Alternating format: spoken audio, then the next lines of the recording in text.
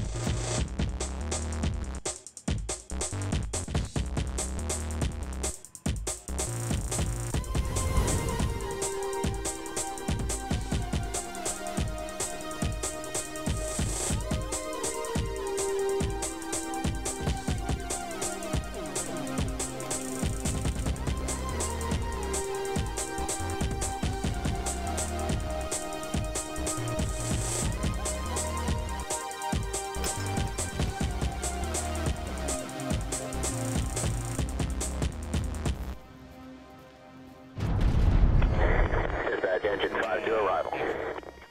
Hello, and welcome to Palm Beach County Fire Rescue's distance learning program for area firefighters. On today's episode of the Hot Zone, we'll visit with Captain Phil Williams, who will share some valuable knowledge on 5-inch hose loads and foam operations on the Suffin engine.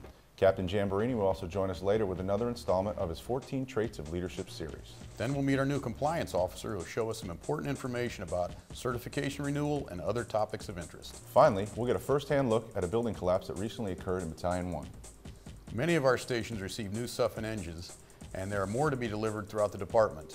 Here's some operational information that you'll find valuable.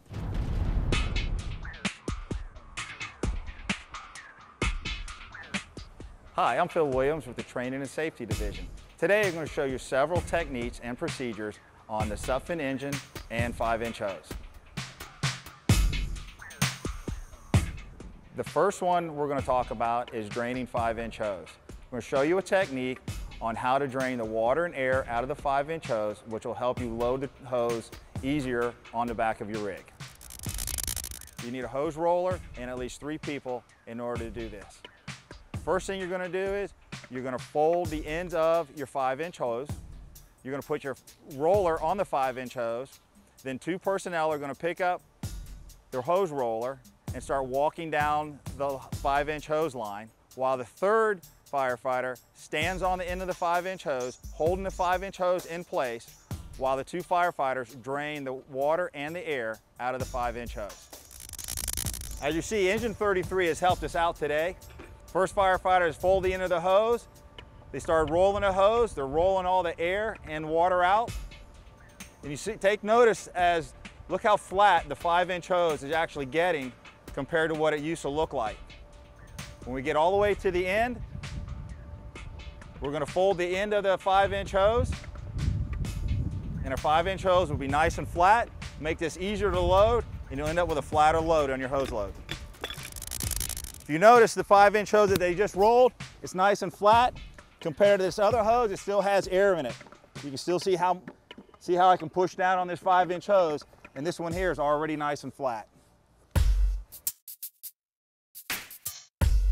The second procedure we're going to show you is actually loading the 5-inch hose on your truck.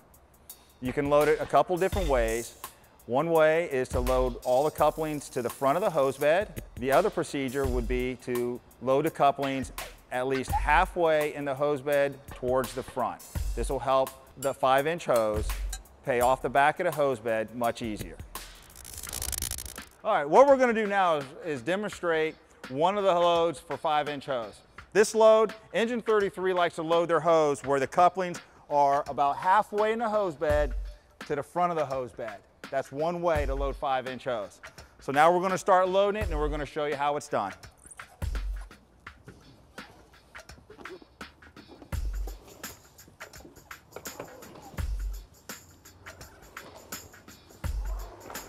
All right, hold on, loosen that up. Yep, we're going to run this coupling all the way to the front of the hose bed.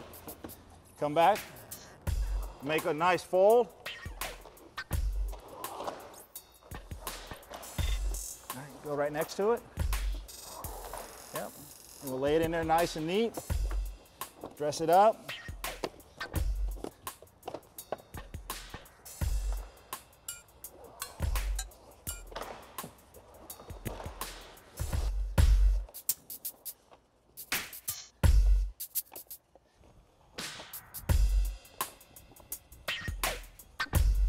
Now we loaded our hose. We're at the end of our 5-inch 100-foot section. We're going to take the coupling and just go all the way to the front of the hose bed this time. Okay. Created a nice big Dutchman right here in the hose, so it's going in the same direction. And now we're on our last 100-foot section of hose.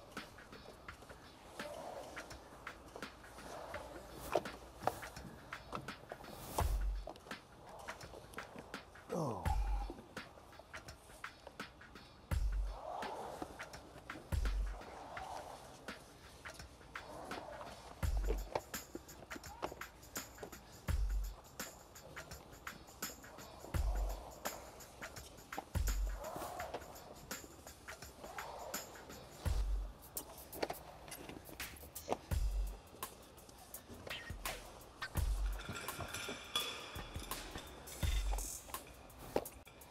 Okay, we're at the end of our hose load. On engine 33, they like to connect their 5-inch coupling on a mount that's mounted on the rear of their engine to make it easy accessible for them to disconnect their 5-inch hose and catch a hydrant if that's what they're going to do.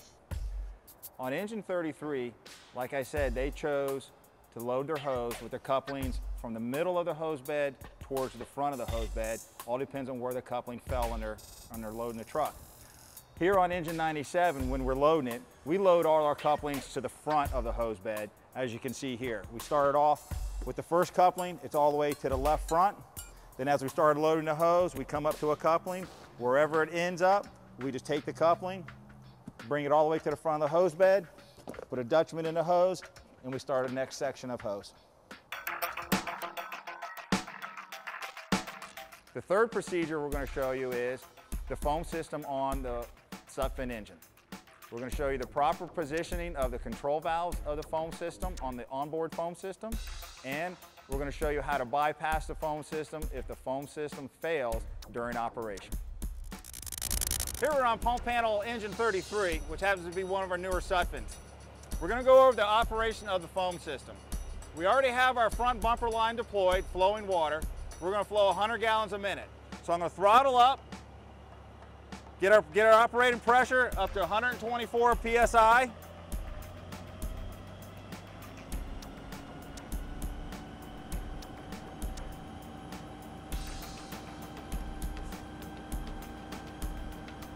Okay. Get a relief valve set.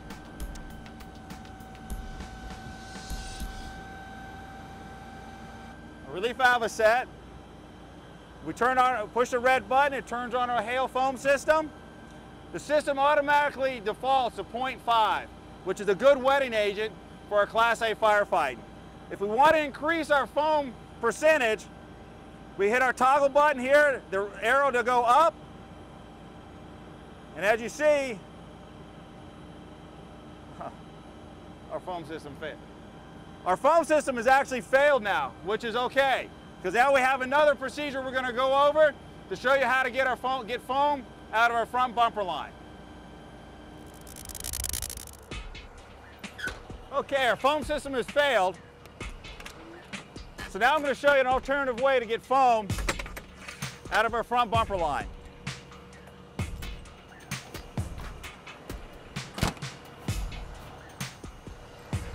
Need a reducer, our foam eductor,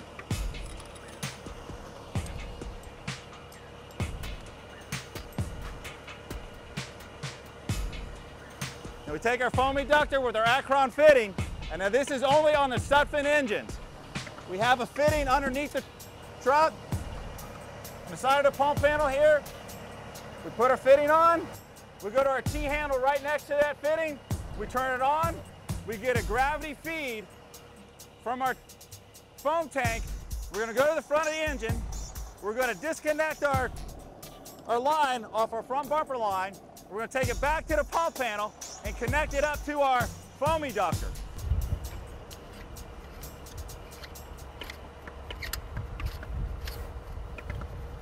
Now this particular setup, we're going to set our foam eductor actually at 3% for a hydrocarbon, and we're going to get foam out of our foam line with our firefighter on our nozzle.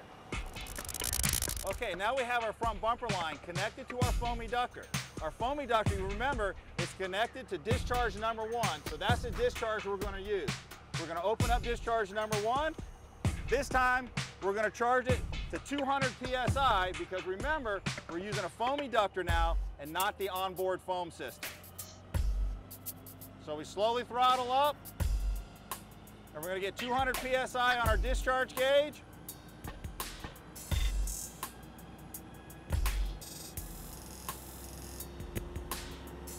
And once we get to 200 PSI, we'll have foam out of our discharge gauge.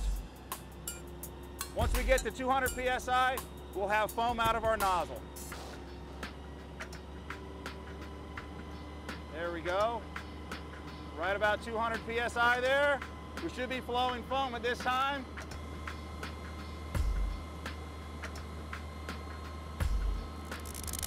I hope today's presentation was very helpful to you. If you have any questions about your apparatus, please feel free to call me in the Training and Safety Division.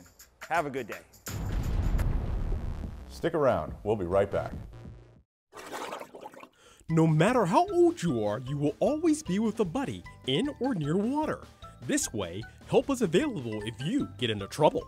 Adult supervision is essential to prevent drowning, so get rid of all those distractions and pay attention to your water surroundings.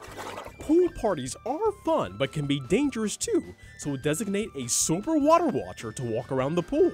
Take 15 minutes to make sure everyone is safe, and then pass along the job to someone else who knows what's at stake. Florida's move-over law protects all emergency personnel stopped along roadways while performing their jobs. This law requires motorists to move over when first responders are stopped on the roadside with their lights flashing. Motorists are required to approach these vehicles with caution, change lanes away from the vehicle and move over safely, or slow down while maintaining a safe speed, careful not to impede the flow of traffic.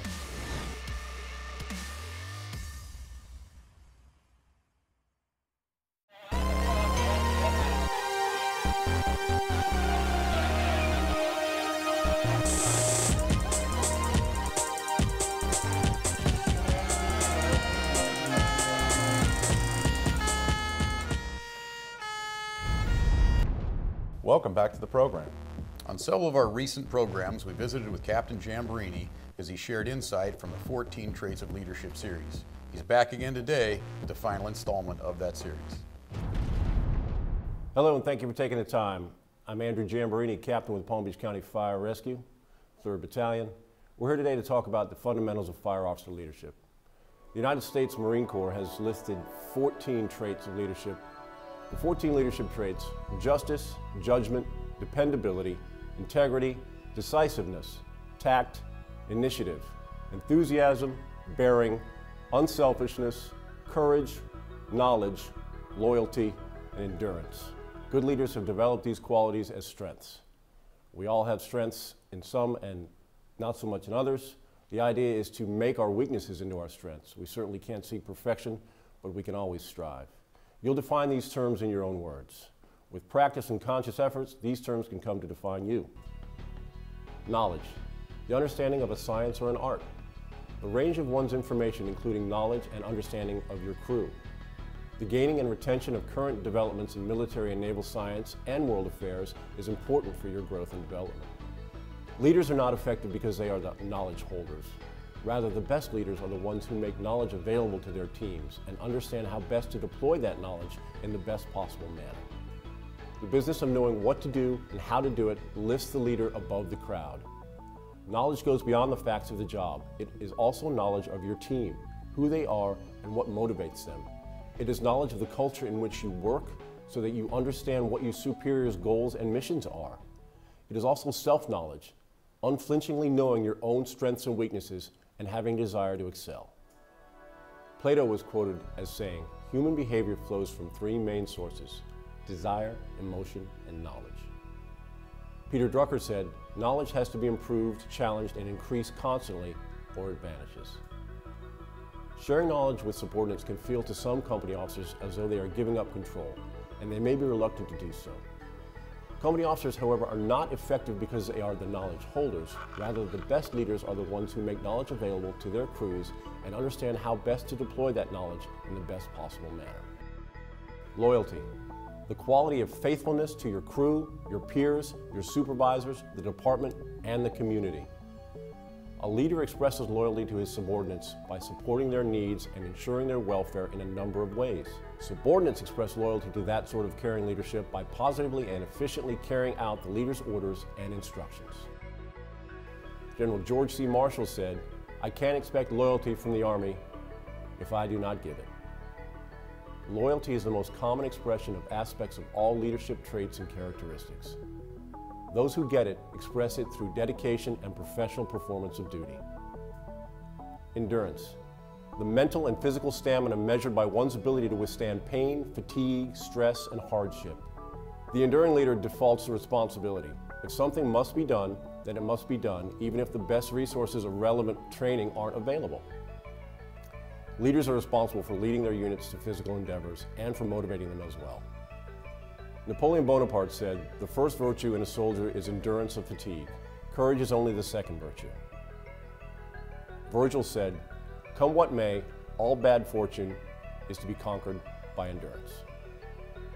Without question, these traits provide you with a compass to guide you and a yardstick by which to check yourself. The best leaders exhibit those 14 traits consistently.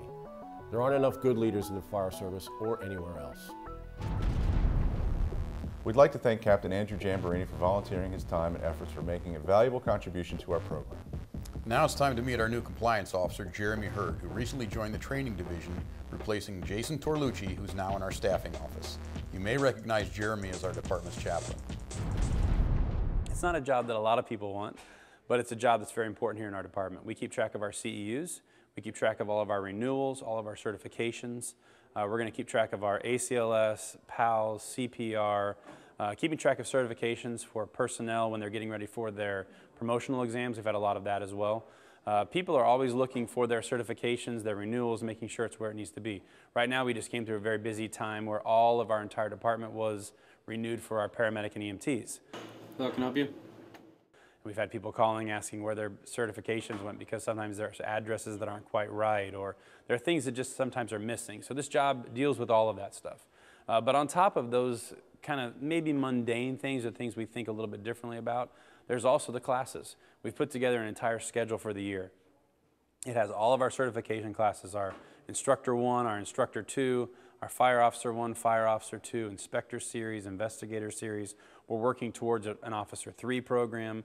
All of our CERP classes, our all hazards, our incident management classes, and even the typical things that happen every day, like maybe our special ops classes, a dive rescue class, an aerial class, and then the PALS, the ITLS. There's a lot of that stuff going on. So part of what this job is just balancing what those different classes are, when they're going to happen, balancing them, spreading them out, also making sure we have enough of an opportunity. We have 200 people that are going to be newly eligible for the captain's test in 2 years. So we need to offer a lot of company officer classes and strategy and tactics classes. So we're trying to kind of work that out. I tell people it's kind of like a Sudoku puzzle.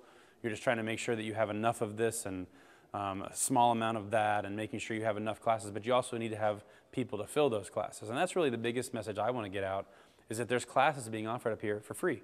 Classes that we offer that the department pays for, it's budgeted, that are free to our employees, classes that we want people to take advantage of. There's so many great opportunities. We have people that could literally take the next year and have their Instructor 1, their Instructor 2, their Fire Officer 1, Fire Officer 2, Inspector 1, Inspector 2, and Investigator Series, literally in a year. To do all of that is just unheard of. And when you talk to other departments, you start to realize how significant an opportunity that is we have within our department. If you need information about your certifications or your renewal, or you're wondering where your status is, when your expiration date is, a lot of that information is on Target Solutions, and we're trying to add more of that every day. We have the file room that sits up here within training, and that allows you the opportunity. You can come up anytime and look at your file, it's yours. Look and see what's there, maybe update us and tell us, hey, this is missing out of my file. The other thing you can do is we can look it up for you as well. But if you have questions, definitely give me a call. My number is 561-616-7018. That's my office number, or you can give me a call on my cell phone, 561-254-7791. One of the best ways, obviously, is email.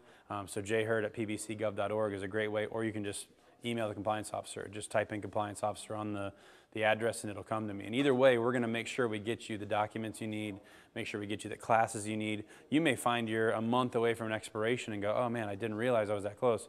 Maybe we can open some classes up for you in Target Solutions to get you to extend that certificate a little bit. Stay close. There's more of the program still to come.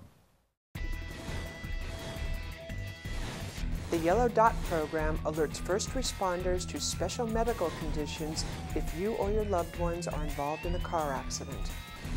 Place this decal on the driver's side rear window, then fill out this emergency information card and place it in your glove box.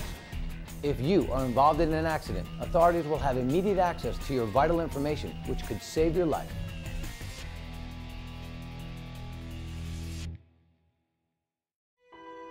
Rich, poor, men, women, and children. Fire does not discriminate. Every year we gather to explore ways to survive and share our stories. One of the goals of this unique club is to try and make changes so there will be no new members. Fire sprinklers can go a long way towards stopping fires and preventing you and your loved ones from becoming a burn survivor. Fire sprinklers save lives every day. Make them part of your family's safety plan.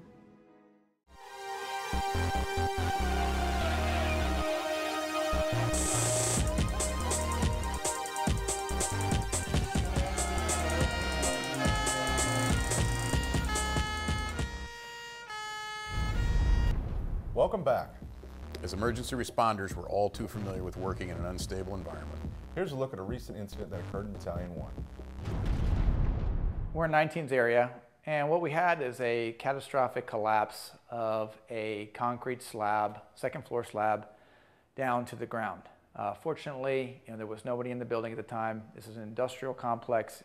It's got concrete block walls with a hollow core slab decking that was, when it was set, it's 8 feet wide by about approximately 30 feet long. What they do is they fly them in, they drop them in. On the one side, it's resting on top of the block wall, and on the other side, it was held up by a C-channel bolted to the concrete wall. What probably happened is the C-channel at some point gave way and the floor came down. This space is being occupied by a auto repair shop. It's got one lift, it's got one bay door, and a very small office. Other than that, it's just open floor space. The rest of the occupants in this building are a cabinet maker and a couple other auto body shops as well. And the upstairs, which was the second floor, was all offices. So there really wasn't a lot of live load that contributed to the collapse. We pretty much are thinking that it was really a structural component. It was a failure and not an excessive load component. What we see above is what's left of the decking that didn't collapse, and that's the underside, which shows you where the hollow cores are. They're the darker, different color, which are the hollow parts inside the concrete slab. And then what you also see hanging down are the cables, the reinforcement cables that were inside. Now these decks are prefabricated at a plant and then brought out on a truck and then flown into place. So what they do is they set the cables when they form them and they pour them, and as you can see, as the concrete fell away, we're left with the structural cables that were inside the concrete before it collapsed. The big larger piece that's on top of the car has got tubes inside of it, hollow tubes. They did that as a weight-saving feature when the decking. So the deck is not 100% concrete. It's actually got cores in it, hollowed out cores to minimize the weight. But the steel is a part of the structural component. You can see the color variation. The decking itself is probably about 12 inches. And then on top, there's another lighter piece of concrete on top. That's a poured-in concrete, a topping slab they call it, that's poured in after the fact. After they set all the decks, they come in and they do a topping slab, so that way you have a clean, level surface on top of all the decks. Okay, the C-channel here, this was what was bolted to the concrete wall on the opposite side, and the concrete, the hollow core deck would sit up on top of the C-channel. And the pins that you see here were actually embedded into the decking. So when the decking was dropped down on top of the channel, it was welded to keep it in place. Now the holes here are where the channel was bolted to the wall. Now what we've noticed that was somewhat odd is that the very few number of places that it was actually bolted. But again, this is engineering that's about approximately 3 decades old. The building was apparently built in 1982. So this would be a primary suspect into what may or may not have caused the slabs to collapse. Okay, what we're looking at now is where the channel used to be bolted to the ceiling. The gray color right below the slab that's hanging is where the channel that we looked at on the ground used to be in place, and the slab was resting on top of it. Now there's a slab that's still in place to the left. You can see the 2 bolts, and just to the right of the 2 bolts, the nuts, you can see where the threaded rods were sheared off and are still inside the concrete wall. Now that channel ran the whole length of the building all the way to the end, and all the decks were sitting on that end, were just sitting on top of the C-channel. And what's significant about this is that we just rarely ever see such a catastrophic failure in structural components. So it was a good idea, we thought, to document this for future training purposes, historical reference, whatnot. So what you see behind me is what's left of that part of the 2nd floor, which is approximately about 15-foot ceiling height, came down, crashed down on top of a Lincoln Town car, and pretty much destroyed and made the building, for the most part, structurally unsound until a structural engineer can come in and test the rest of the load-bearing side that has already failed.